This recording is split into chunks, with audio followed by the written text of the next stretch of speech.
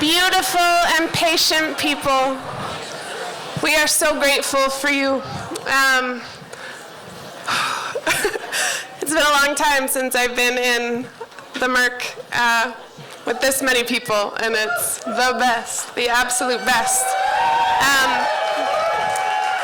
I have a big ask, y'all. I know that there are some people probably who have booties in seats, and there are some people who don't, who really need it.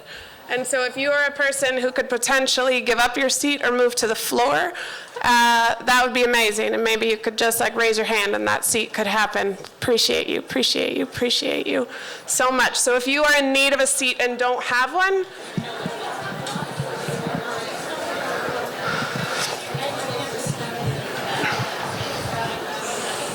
okay. Do folks who need seats see hands? Yes. Hi,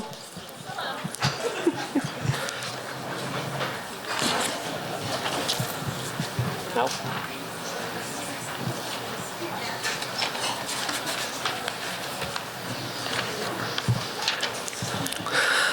This is the hardest year of your whole life. So hard you cannot see the future most days. The pain is bigger than anything else, takes up the whole horizon. No matter where you are, you feel unsafe. You feel unsaved. Your past so present you can feel your baby teeth. Sitting on the couch, you swear your feet don't reach the floor. You keep remembering the first time you saw a bird's nest held together by an old shoelace and scraps of a plastic bag. You knew the home of a person could be built like that. A lot of things you'd rather throw away.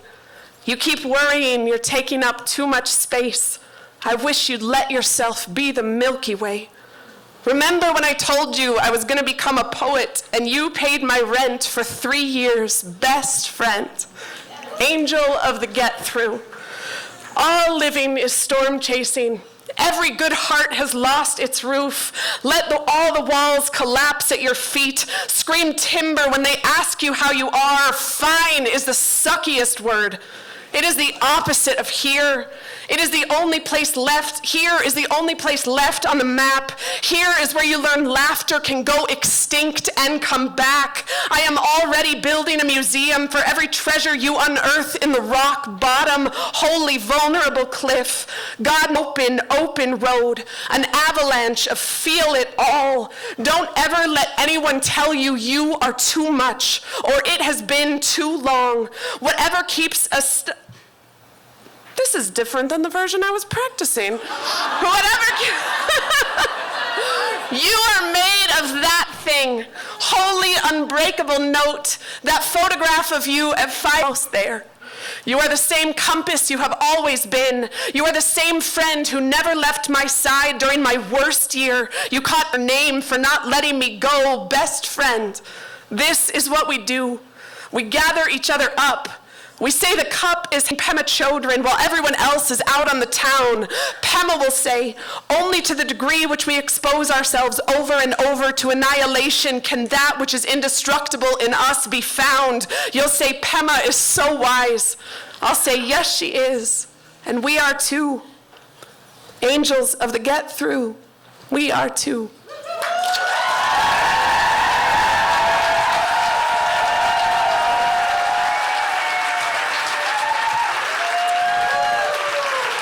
Welcome, you all. My name is Katie Kramer. Andrea, to put together a night that they would love, are loving. They are loving that this night is happening. That you all are here. You are going to hear from just some of the most amazing writers, performers, and people on the planet, and I am so excited for all of us.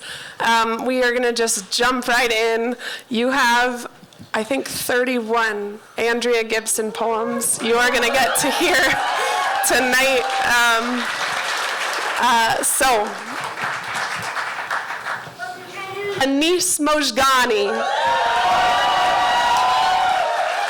Anis illustrates illustrated Andrea's first book, Pole Dancing to Gospel Hymns, and after joining the second poetry revival tour with Anise, Buddy, and Derek, Andrea was known for often and definitely saying, Anise is so much funnier than Derek and Buddy. Y'all, please put your hands together. Welcome up Anise Mojdani.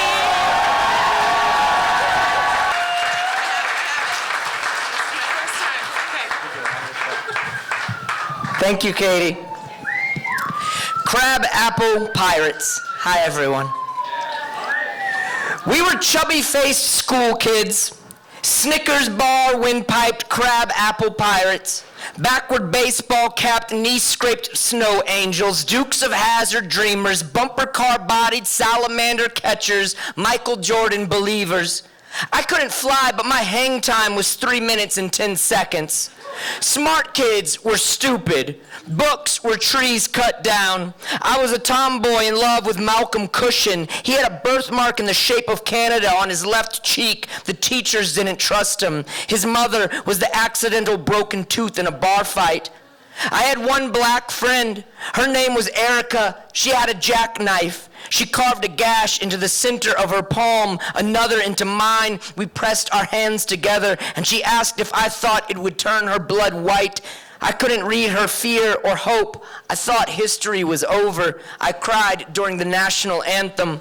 Once I found a butterfly, things I should never find beautiful, like death and girls. On Saturdays, I walked around town with a wheelbarrow collecting aluminum cans. On Sundays, my father paid a penny for every cigarette butt I'd pick up in the driveway. I was picking up cigarette butts when Tommy Chambers would carry me to the post office and weigh me on the postal scales. Once, years later, I got lost in the mail. The next day, I came home from college and corrected my father's grammar.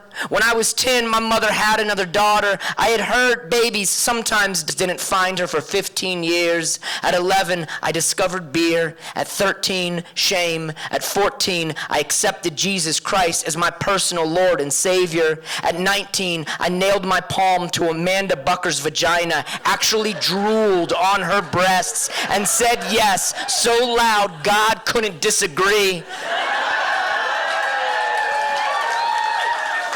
But my family did, so I lost them for a while. And in that while, my Uncle Barry lost his fingers to the paper mill. My Uncle Peter lost his liver to Vietnam. My mother lost her legs to God's will.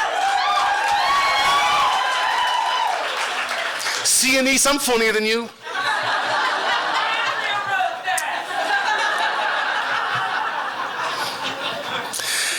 At 12 years old, I started bleeding with the moon, beating up boys who dreamed of becoming astronauts. I fought with my knuckles white as stars and left bruises the shape of Salem. There are things we know by heart, things we don't.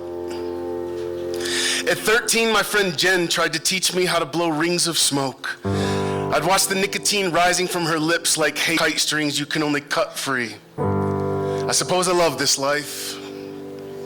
In spite of my clenched fist, I open my palm and my lifelines look like branches from an aspen tree, and there are songbirds perched on the tips of my fingers, and I wonder if Beethoven held his breath the first time his fingers touched the keys, the same way a soldier holds his breath the first time his lungs remember the day my mother took my hand and placed it on her belly and told me the symphony beneath was my baby sister's heartbeat, and I knew life would tremble like the first tear on a prison guard's hardened heart, like the first tear on a prison guard's hardened cheek, like a prayer on a dying man's lips, like a vet holding a full bottle of whiskey, like an empty gun in a war zone. Just take me.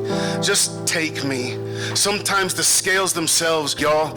You still have to fall for the prettiest girl in the playground at recess and hope she knows you can hit a baseball farther than any boy in the whole third grade. And I've been running for home through the windpipe of a man who sings while his hands play washboard with a spoon on a street corner in New Orleans, where that we will always keep moving towards the music, the way Basquiat slept in a cardboard box to be closer to the rain. Beauty, catch me on your tongue. Thunder, clap us open. The pupils in her eyes were not born to hide beneath their desk. Tonight, lay me down to rest in the Arizona desert, then wake me to I know the heartbeat of his mother. Don't cover your ears, love. Don't cover your ears, life. There is a boy writing poems in Central Park, and as he writes, he moves and his bones become the bars of Mandela's jail cell stretching apart. And there are men playing chess in the December cold who can't tell if the breath rising from the board is their opponent's or their own. And there's a woman on the stairwell of a subway swearing she can hear Nadi overrun with vendors and traffic lights and strip malls and one incredibly brave river that makes it all worth it. Y'all, I know this world is far from, and every shoreline has a tide that is constantly returning to wake the songbirds in our hands, to wake the music in our bones, to place one fearless kiss on the mouth of that brave river.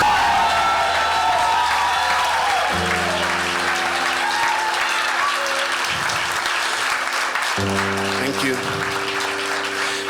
In 2007, my friend Mary Lambert. Too late for you to answer. A year passed like you did with only unwritten stanzas. And I don't bet on much, but with you I took my chances. Even with your shotgun, riding shotgun through Kansas. 400 miles of nowhere, listening to Tiny Dancer.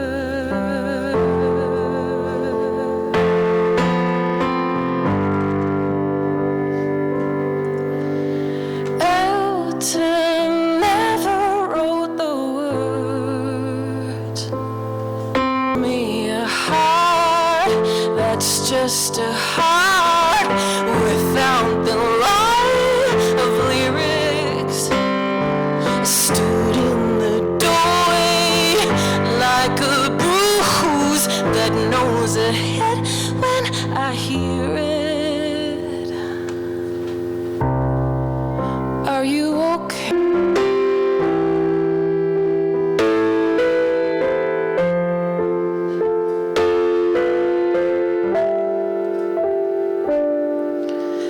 I had a family tree once.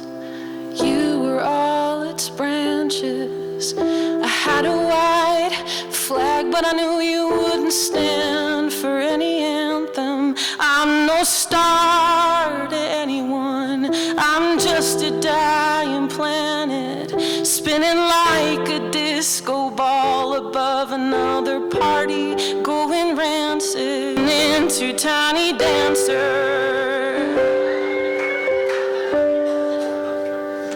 Elton never wrote the words.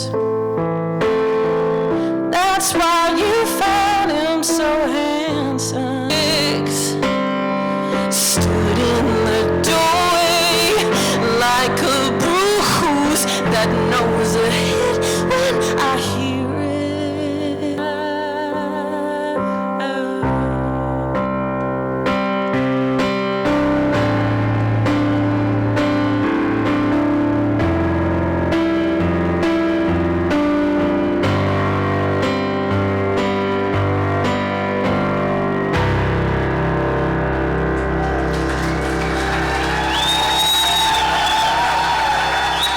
Jeanette LeBlanc.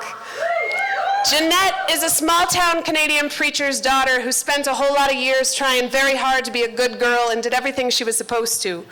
That is, until she was 32 when she discovered she was really, really queer, became an accidental poet and writer, and never looked back. In 2013, she bolstered her courage, took a massive leap of faith, and emailed the address listed on Andrea's website to ask if they would do a call for her very first writing course. During the years of friendship that followed, she never once stopped being a fangirl, and she never will. Please welcome up Jeanette.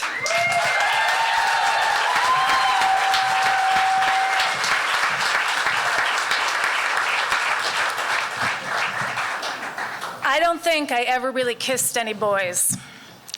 I think my tongue had just been punching their tongues. But as soon as you loved me, all my callous went away. My hands so soft it hurt to pray. You'd pick me up at my Catholic college, and I'd sleep for hours until we reached your house. The first time in my life I had ever rested.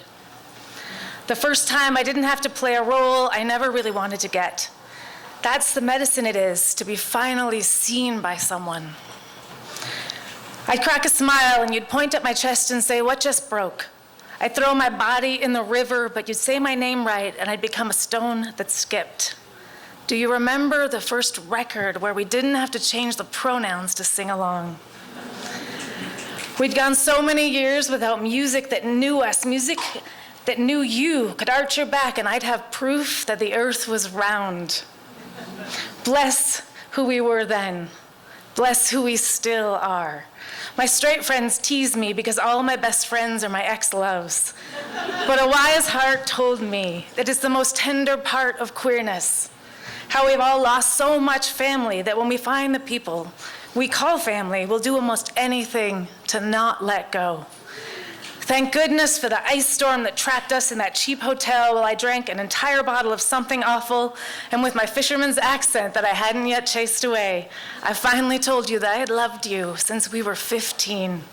Playing basketball under the streetlights beside the poorest part of the sea. The ice storm froze the world outside into a photograph of the past while I kneeled down and kissed my future into your kneecaps. 2 decades talking to Jesus, and I think that was the first time I heard him talk back. Months later, church bells ringing through my dorm room, I wrote my senior thesis about you, and no one knew how hard I was praying to stop hiding myself in metaphor. To be brave enough to carve the truth into the chapel door. Only you can imagine how much time I spent picking out my outfit for the first night you took me to my first queer bar. In Portland, Maine, the biggest city I had ever walked through, I was so excited and so scared that we would be spotted or killed on our way inside. We sat in the parking lot for over an hour until I changed my mind and you drove me home. Mascara pouring down my brand new boy's shirt. I couldn't have guessed there would ever come a time like the winter we traveled to Blue Hill to visit your mother. Asleep when we arrived after midnight, she'd lit our room with candles and rested a joint in the center of our bed. Neither one of us were any good at smoking, but we pulled her welcome into our lungs like it was 100 years of oxygen.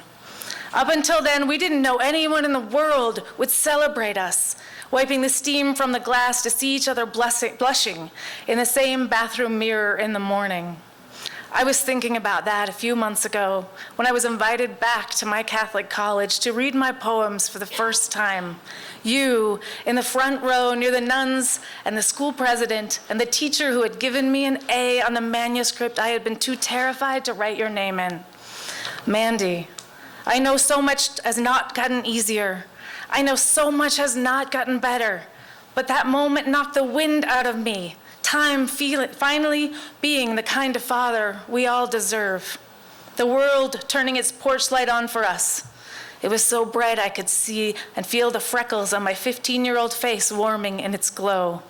I could feel hope traveling backward to find us, to whisper into our chests. There will be music for you one day.